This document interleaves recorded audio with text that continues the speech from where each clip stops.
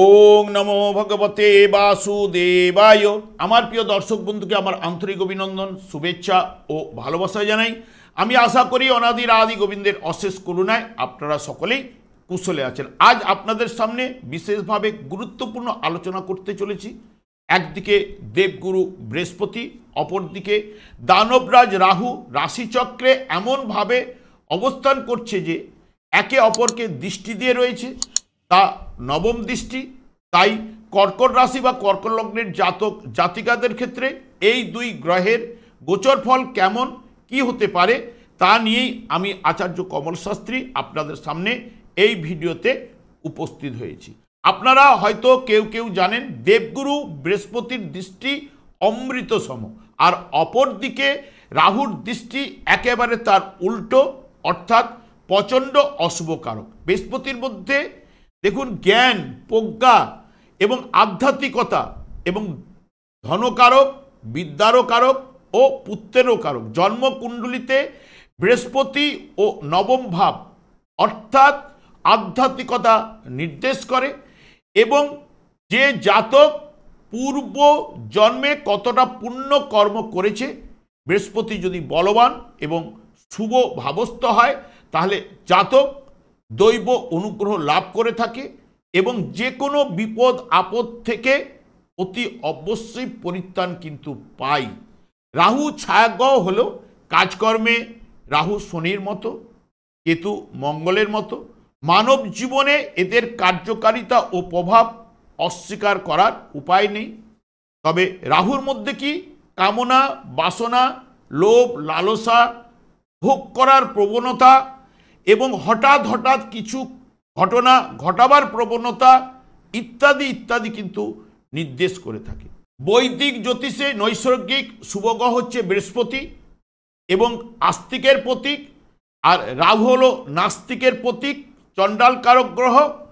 বৃহস্পতির অমৃতসম দৃষ্টিতে অশুভ ব্যক্তির অশুভত্ব নাশ হয়, ব্যক্তি সফল হয় এবং জীবনও সুন্দর ও মধুময় হয়ে ওঠে, এবং অশুভ শক্তির নজর মানুষের ব্যক্তিত্বকে নষ্ট এবং ধ্বংস করে দেয়। জন্মকুণ্ডলিতে বৃহস্পতি শুভ অবস্থান করলে তাহলে ফলাফল মিষ্টি অর্থাৎ সুন্দর ও আনন্দময় হয়ে ওঠে, এবং অপরদিকে রাহু জন্মকুণ্ডলিতে শুভ অবস্থান করলে শুভ ফল প্রদান করবে, নচেত কিন্তু অশুভ ফল কিন্তু প্রদান করতে কিন্তু বাধ্য। এরপরেই আমি চলে আসছি, দেখুন কর্কট রাশি বা কর্কট লগ্নের ঠিক দ্বাদশভাবে কিন্তু অবস্থান করছে বৃহস্পতি। তবে 17ই অক্টোবর পর্যন্ত এই মিথুন রাশিতে অবস্থান করবে আপনাদের ঠিক দ্বাদশভাবে। তারপরে কিন্তু আপনাদের রাশিভাবে অতি অবশ্যই প্রবেশ করার পরে আপনাদের রাশিভাবে বক্রতা আরম্ভ করার পরে আবার মিথুন রাশিতে ঘুরে যাবে। কিন্তু এই যে দ্বাদশভাবে অবস্থান করছে, দ্বাদশ ভাব থেকে ঠিক রাহুর উপরে নবম দৃষ্টি পড়ছে, যেটি আপনাদের রাশি বা লগ্ন সাপেক্ষে অষ্টম ভাবে, এবং রাহু এই জায়গায় কুম্ভ রাশিতে 18ই মে প্রবেশ করেছে, এখানে প্রায় 1.5 বছর অবস্থান করবে। রাহু বর্তমানে কিন্তু বৃহস্পতির নক্ষত্রে কিন্তু অবস্থান করছে। এই যে অষ্টম এবং দ্বাদশভাবে যে দৃষ্টি বিনিময়, রাহুরও নবম দৃষ্টি বৃহস্পতির উপরে পড়ছে, বৃহস্পতিরও নবম দৃষ্টি কিন্তু রাহুর উপরে পড়ছে, কিন্তু দুটি জায়গায় কিন্তু অশুভ ভাব, যেটি অষ্টম ভাব হচ্ছে মেনলি যেটা নির্দেশ করে আয়ু, মৃত্যু এবং মৃত্যুর কারণ হতাশা, বঞ্চনা এবং ভয়, মামলা মকদ্দমা, অপমান, বদনাম, মানসিক যন্ত্রণা, অপারেশন, গুরুত্বপূর্ণ রোগ এবং অপ্রত্যাশিত অর্থ, অবৈধ কাজকর্ম, এগুলো অষ্টম ভাব। ঘুষ নেওয়া, আকস্মিক বিপদ, এগুলো কিন্তু অষ্টম ভাব থেকেই বিচার্য। আর দ্বাদশ ভাব হচ্ছে কি ব্যয় ভাব, বিনিয়োগ, মানসিক অশান্তি এবং ঋণ শোধ, বাধা বিঘ্ন, বিদেশ যাত্রা, হাসপাতাল, দুঃখ কষ্ট এবং অজানা বিপদ, খুন, অপমান, স্থান পরিবর্তন, এবং শয্যা সুখ, চাকুরির পরিবর্তন, বিদেশ যাত্রা ইত্যাদি ইত্যাদি এই দ্বাদশ ভাব থেকে বিচার্য।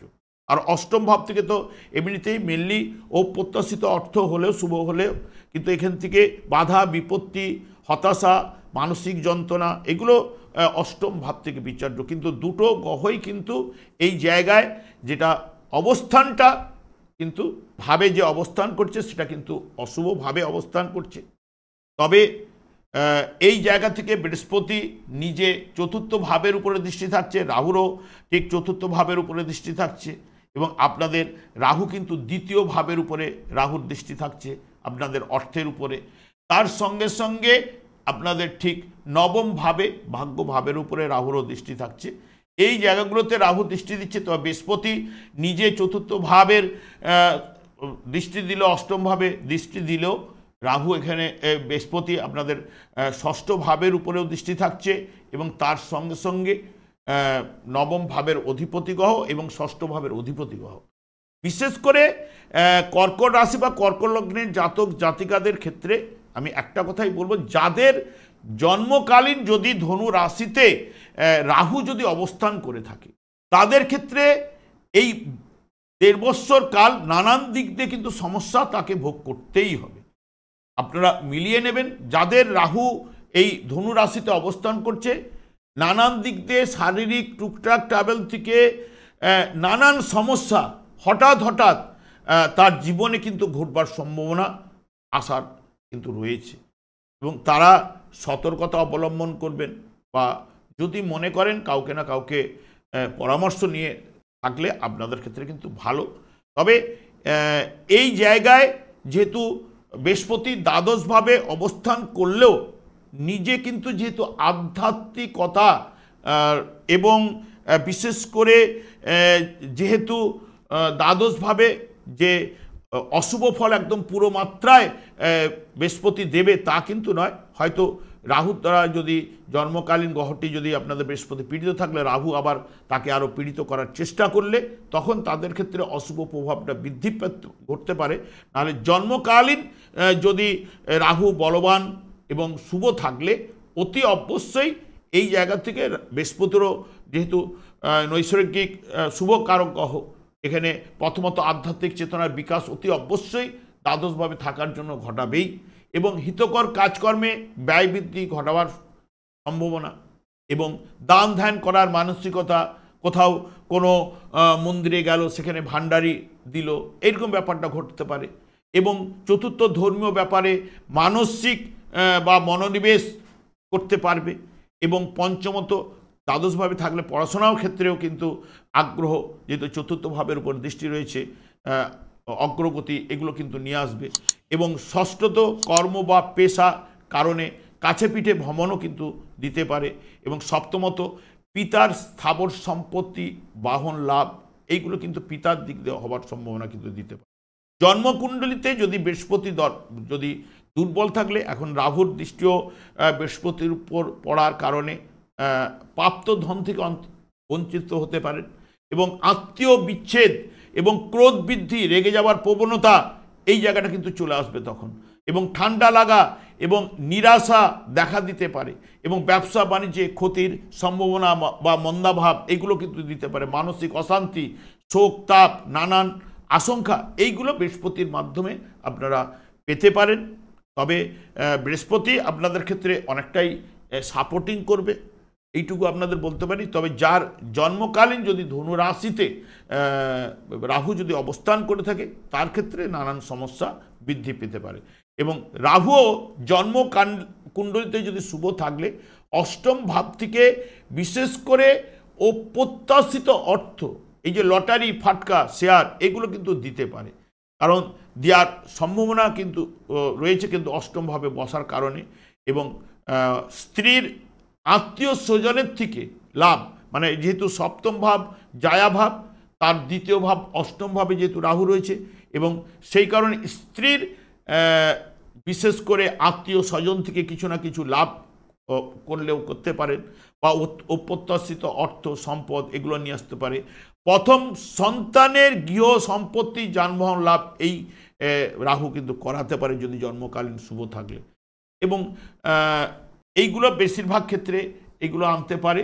তবে ফাটকা, লটারি এগুলো থেকে পাওয়ার সম্ভাবনা দিতে পারে। তবে অশুভ থাকলে কিন্তু আত্মীয় বিচ্ছেদ অতি অবশ্যই দেবে, কারণ যেহেতু পরিবারের উপর, অর্থের উপরে দৃষ্টি রেখেছে।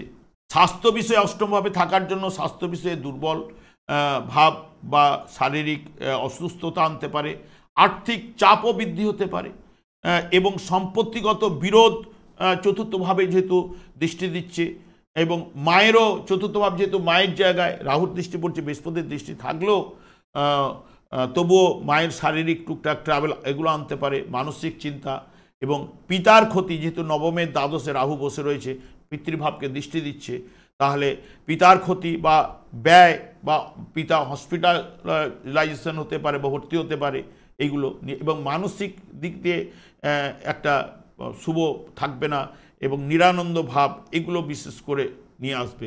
তবে মঙ্গলও কিন্তু আপনাদের ঠিক দ্বিতীয়ভাবে কিন্তু প্রবেশ করে গেছে, অলরেডি কেতুর সঙ্গে মঙ্গলও বসে রয়েছে। মঙ্গল দ্বিতীয়ভাবে বসে রাহুর উপরে দৃষ্টি রাখছে, তার সঙ্গে সঙ্গে নবম ভাবের উপরে দৃষ্টি থাকছে। এই জায়গাটাও কিন্তু যে রাহু মঙ্গলও এখানে আপনাদের ক্ষেত্রে যেহেতু দ্বিতীয়তে বসে থাকা, এবং মঙ্গল যেহেতু আপনাদের কর্মপতি এবং পঞ্চমপতি গ্রহ, এই যে হঠাৎ কোনো লাভ ফাভ এগুলো কিন্তু লটারি থেকে এগুলো মঙ্গলের থ্রুতে আনতে পারে, যদি জন্মকালীন শুভ থাকলে মঙ্গলও। নাহলে জন্মকালীন মঙ্গল বা রাহু, শনি এবং কেতু একসঙ্গে যুক্ত হয়েছে, যদি গ্রহগুলো শুভ না থাকলে অর্থনৈতিক বা পরিবারে নিয়ে কোনো না কোনো ঝঞ্ঝট ঝামেলা কিন্তু উঠে আসার সম্ভাবনা। এবং এখানে পিতৃভাবের উপরে দৃষ্টি রাখা, পিতৃভাবে যেহেতু আপনাদের শনি অবস্থান করছে, তাহলে পিতার দিক দিয়ে না কোনো সমস্যা উঠে আসা, এই জায়গাগুলো কিন্তু দিতে পারে, এইটুকু বলতে পারি। তবে আমি আর দীর্ঘায়িত করব না। আমি আচার্য কমল শাস্ত্রী প্রত্যেক বুধবার এবং শুক্রবার সন্ধ্যা 8:30 এই চ্যানেলে এই লাইভ অনুষ্ঠান নিয়ে উপস্থিত হই। ঠিক ওই সময় আমাকে ফোন করলে আপনারা নিজেদের ভাগ্য বিষয়ে তো অতি অবশ্যই জানতে পারবেন। তাছাড়া বিভিন্ন ধরনের ভিডিও আপলোড করে থাকি, সেগুলি পাওয়ার জন্য আমার চ্যানেলকে সাবস্ক্রাইব করে রাখুন। যখনই আমি লাইভ অনুষ্ঠান করলে লাইভ অনুষ্ঠানে আপনারা প্রবেশ করতে পারবেন, নিজেদের ভাগ্য জানতে পারবেন। আর নোটিফিকেশান অতি অবশ্যই সাবস্ক্রাইব করে রাখলে আপনাদের কাছে চলে যাবে। এবং আপনারা ভালো থাকুন, সুস্থ থাকুন, আনন্দ থাকুন। আজ এই পর্যন্ত, পরের ভিডিওতে দেখা হচ্ছে। নমস্কার।